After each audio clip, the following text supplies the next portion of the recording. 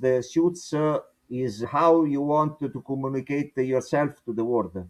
When you buy a good suit, it's a kind of investment you have to do for yourself. Altro manca. Signora. Arrivederci. Ah, ok. Bravo, sai che non me lo ricordo. Prosecco. Io non ce l'ho, c'ho crema. I'm Wendy Holloway, and this is Flavor of Italy, sharing the very best of Italian food and wine, lifestyle, and culture. Good morning. This is Wendy Holloway with the Flavor of Italy podcast. This morning, I have the pleasure of being here with Luca Litrico and from the Sartoria Litrico. And for our overseas listeners, is a tailor, but a very high-end tailor shop, custom. And with this particular company, it has cultural recognition, and Luca is the third generation of the family. And I believe it's the grandpa who started off in Sicily, but it's a long and fascinating story. And Luca will tell you all about it. And we'll also talk about, okay, if you come on a trip to Rome and you want to get a beautiful suit, how do you don't just walk into a store, you would need to actually make an appointment with Luca. And I've been to Luca's place, which is also his home, and met his beautiful wife, who's also involved in the business. So it's really a fascinating thing. And what could be more Italian and the best side of Italy than wonderful clothing and custom made clothes? So, Luca, I'm just going to leave it with you to start off here. Tell us the history, tell us everything. Okay. Good morning. Thank you very much for welcoming here. Thank you very much for your words, for your introduction. About our company, our tailor shop. Today it's the 75th years of activity, and I'm proud to say that today we are not simply a normal standard tailor shop, because as you know in Italy there are hundreds of tailor shops. My uncle, who's the founder of our company, made the history of men fashion design, and he created also the made in Italy for the men ready to wear. All the history began in 1945, just at the end of the Second Big War, and he was the first son of a family of a tailor shop with 12 brothers. And in the 45, he was 18 because he was born in Catania in Sicily in 1927. And in 45 he was 18, and he decided to come to Rome because of in Rome was beginning just after the war, was beginning the era of the Dolce Vita. But when he arrived, he had a dream inside his head to wear the most elegant and the most important people all around the world. It was his dream, and I say he came to Rome with the pocket full of nothing and the head full of dreams. I mean, he came without money because he was poor, but he was really very talented. And so our family was a fisherman family. He was the first son of a family of fishermen. And in Italy, there is the tradition that the sons, now less, but last century, the tradition was that the sons wanted to make the same job of the fathers. And so, but for this situation, he couldn't make the fisherman, and he decided to learn the job of tailoring. So they sent my grandfather and grandmother sent him to learn the job in old tailor shop in Catania, in the downtown of Catania. And after 10 years, in 45, he was really a good tailor for this. So when he arrived in Rome, he was a good tailor, very talented, because he was first of all a designer, fashion designer, but also a tailor. like it, for example, now we are talking in Italy about, in Italy, not only in Italy, all around the world, about the death of Valentino. Yeah, yeah. Garavani also was a tailor first and a fashion designer, but all the most important fashion designer brands was founded by tailors and fashion designer, because for better creating a suit, you must know the art of tailoring, because you must know the body, the human body, how to build, how to cut the fabrics, and then you can create also the style. But it's difficult to create only the style if you don't know the art of tailoring, because what we say is that every man and every woman needs a personal style for him. We are not all the same all around the world, but everybody is one of a kind, and everybody needs to have his own particular style. So this is the secret of the haute couture, high-end fashion. The ready-to-wear is different. So he had this secret in his hands, and he began the activity in Rome. And he was the first and to create a fashion show for men with the women. But everything started the catwalks and the fashion show was one thing. But by the other side, there were the standard activity of every day, that was the tailoring inside the atelier.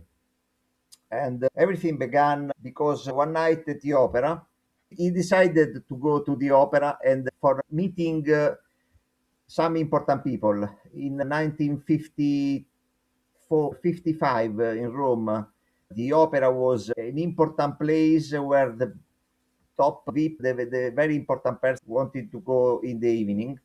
And there was a high probability of meeting something important. So for that evening, he tailored for him green tuxedo, very particular for that years.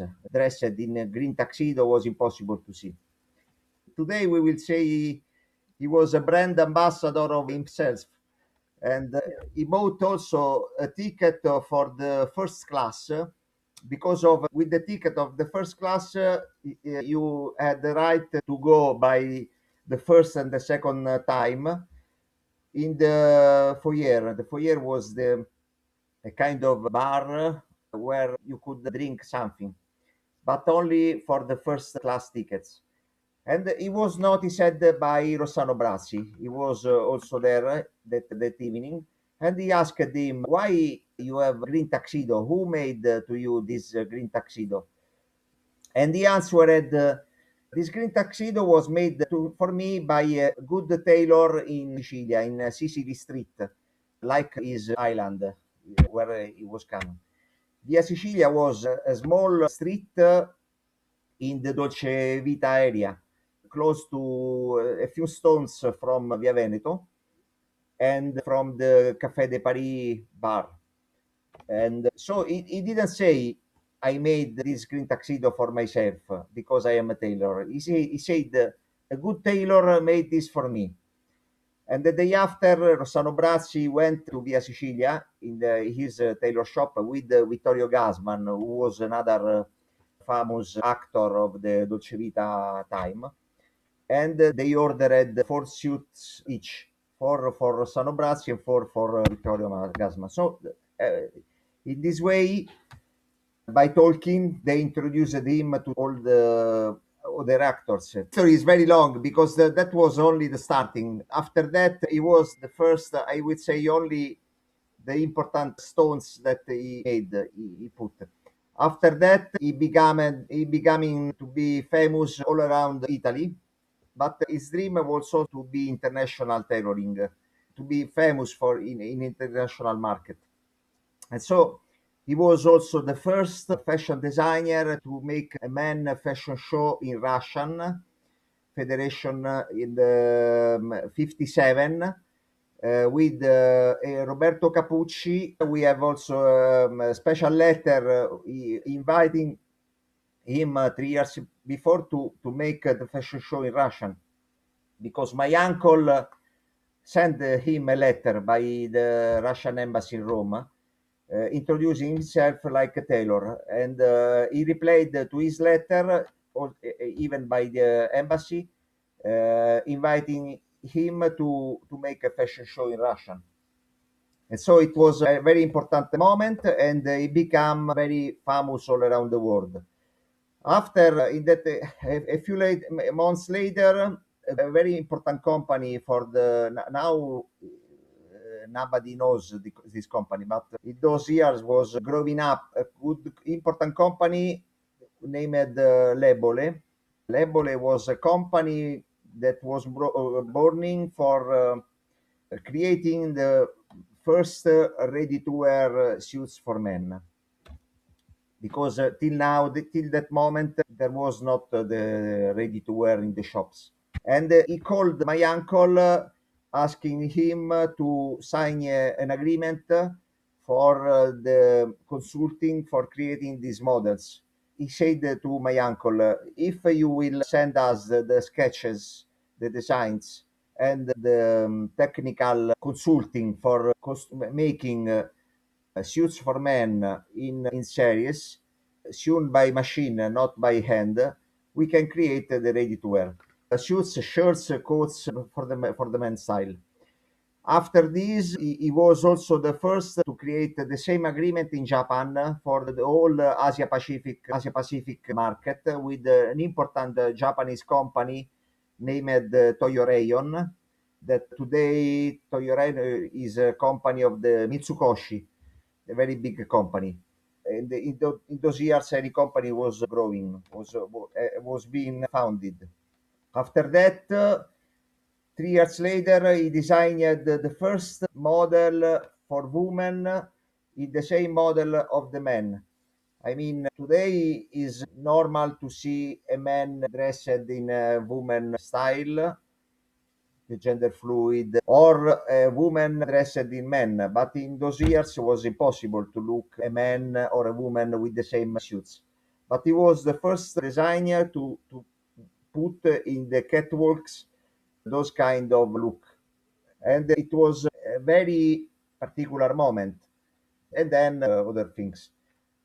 After this, he was called by President John Fitzgerald Kennedy, President Eisenhower, President Nixon, President of Brazil, of Argentina, Kubitschek and Peron, the Premier of Israel from 80 to 89, Levi Eshkol, King Umberto, Italian President Pertini, the Prime Minister of Japan, Masayoshi Oira, and everyone Everyone, all around the everyone. world wanted to have. And so we had the double activity of creating a men fashion show and sewing suits. So Yeah, I when I was at your sartoria, I saw the beautiful suit that you had made for yes, JFK, which after he was assassinated, the family sent back to you. And yes. it When he came to Rome, he ordered in the 60. It was in 62. He ordered 12 suits, and one of those, the green tuxedo you look at, that was sent back to us as a kind of remember and a kind of friendship between my uncle and the family of President Kennedy. And that Now, how did you get involved? Where do you enter the me, picture? I always say that when you grow up in a Murin, you will have lots of pasta all up to you. And when for me it was normal to went in the tailor shop for make to for studying after school. In those years, I was born in 71, and still when I was 10, 8, 9 years old, father began to bring me in the afternoon in the tailor shop for studying, and that was my father Olivetti. And he said, "You stay here, don't speak, all study, make your study for school, and but also listen what we make in our standard days." And so while I was studying and growing up,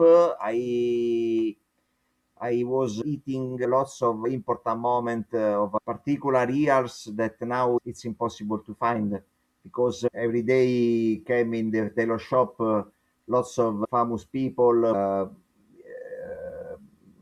professors like Christian Barnard, for example. Christian Barnard was The heart yes, surgeon. the first heart surgeon. And so from 10, from since I was 10 to in the 1981 to the 91, I make this normal activity in the afternoon. But you were developing, you already Yes, I had the had the passion, passion. but I didn't know to have this passion because I was living it Right. like normal things. And but I was developing a job in myself in my head that I didn't know to have. And in 91, after the university degrees, I official entered inside the company. Uncle was died in 86, but when he died, my father was the last of the 12 sons of the fisherman family, bringing on the company because my father entered working with my uncle in 60, 61, 62, no, 65, when he was 20. My father was born in 1945 and my uncle was born in 1927. So there was 20 years of difference between them. And So tell me about the present and exactly how it works. Because as I mentioned at the beginning, you can't just walk in. It's not a shop you just walk in. It work. today, I say that we say that fashion changed, but not so much. I mean, today the different thing is that the market is full of big brands is very difficult for the customer to find what is really original and what is fake on the and also what is original and unique because the big brands has got the power of the marketing, and today everything is marketing from the food to the fashion and so for the customer it's difficult to find quality. We And also to find something that, as you said early on in our chat, that each person, each body is different. So when you Exactly, go yes. to Sartoria, it's made It's paid just only for for you. you. It's paid because the only thing is that now, still today we are a micro company and crafted artisanal. When the customer comes here, they don't only ask for a suit; they ask for their personal style. Because the difference between us and between Griff is that the big brands make every year, 2 years before the collection. They design the collection in their style offices. Then they make the fashion show, and then they make they start the production, and they bring the items created 2 years before in the shops. And in the shops of every brand all around the world, you will find the same model. So they think that people will buy their model. Our philosophy is different, that because we say that people don't have to buy our suits, but we have to create our suits for every man, for every customer, because of every customer is different. Every customer is has got his philosophy, his psychologist, his job, and his kind of introducing himself to the world, because the suits is how you want to communicate yourself to the world. When you buy a good suit, it's a kind of investment you have to do for yourself.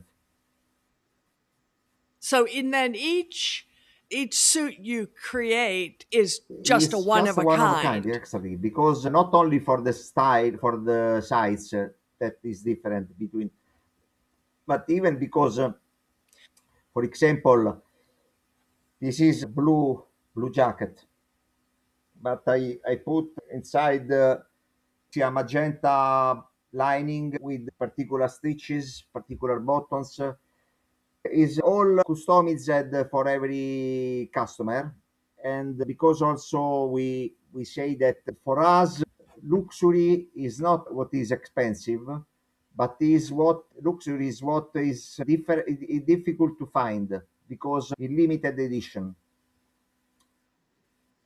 So if somebody wanted to come to Litrico, what is the Yeah, procedure? we receive only by appointment. The customer must contact us by WhatsApp, email, telephone from all around the world. They have to book an appointment. They come here and we start speaking. We start the bespoke tailoring process with the first meeting between me and the customer, then choosing the fabric and the model and the size, and then everything is beginning. We also provide an exclusive bespoke tailoring home service worldwide. I can go all around the world bringing my with myself, bringing the fabrics, and I create the designs for the some important customer that cannot move to Rome. They ask to go there. That's a great option. So our listeners should be aware that there's also that Yes. possibility. But so, Luca, I will put all the ways that people can contact you. And when listeners, when you look at the website, you'll see all the amazing people that Sartoria Litrico has made clothes for. Well, Luca, thank you so much. Thank you very much Wonderful. to you. It is our pleasure to meet you and for this conversation also. Thank you very much. Thank Thank you. you. Thank you. Bye. Thank you. This has been Flavor of Italy. Find us on www.flavorofitaly.com and on Substack, YouTube, Instagram, LinkedIn, and Facebook, always as Flavor of Italy.